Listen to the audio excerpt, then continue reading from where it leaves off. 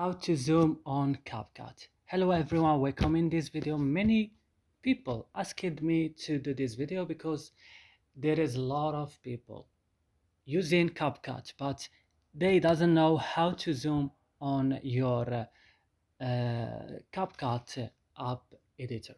So in this video, I will tell you guys how to do this. Just follow me in this video till the end. So first, for example, I have already like something dropped here. I will show you from here how to zoom like in a correct way. So first, for example, this picture, as you can see, I use zoom. As you see, it's zoom.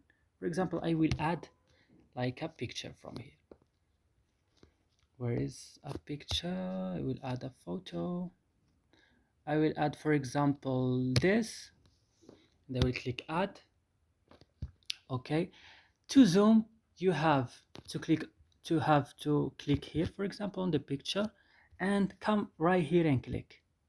And right now, here you can choose the place where you can stop your zoom. You will click from here